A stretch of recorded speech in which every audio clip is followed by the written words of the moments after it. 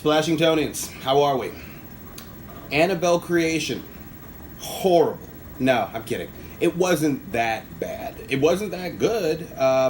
Do you like horror? If you do, I think that maybe wait on this one. If you just want a good time this weekend, go. There's plenty of jump scares. There was gore, if that's what you're looking for. Not in the way that you'll expect, but we're not here to spoil the movie for anybody. No, that is not the way. As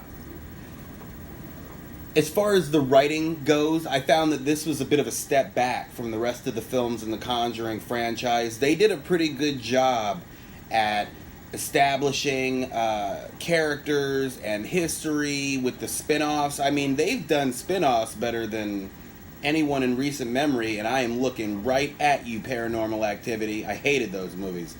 Moving on.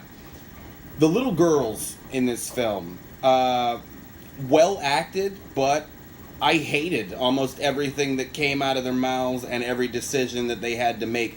So I'm going to put that on the writer. David F. Sandberg, as a director, did pretty well. He found a way to really build on the atmosphere and that thriller vibe. I mean, he's got jump scares down better than James Wan, I think. So kudos to you.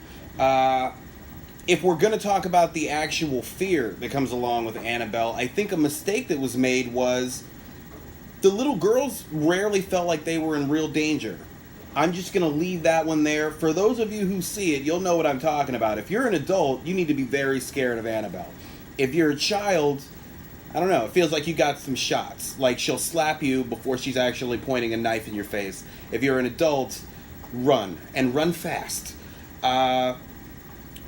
They did build towards something else, and I think that that's ballsy. Not as ballsy as killing Superman, but I didn't like it enough that I would be invested in where it looks like they're building toward. They had some great landscape shots. There was smatterings of humor that I appreciated.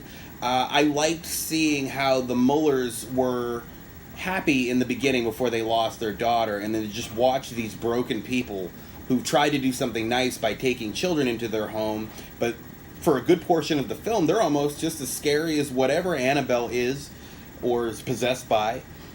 I wish that I had seen the first Annabelle before I went to go see this, because I was a little unfamiliar with what exactly was so scary about the doll, other than like, hey, look at that doll, look away. Hey, look at that doll now, it's looking at me. Oh, But I did like the effects that they had.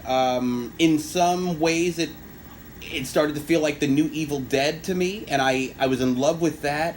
But ultimately, I think it was a letdown due to lack of consequences for the little girls.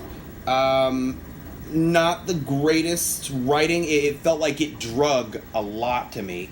And I don't know, I'm not a fan of movies that are mostly children, and then there's a couple of adults who are constantly in danger trying to keep the children alive.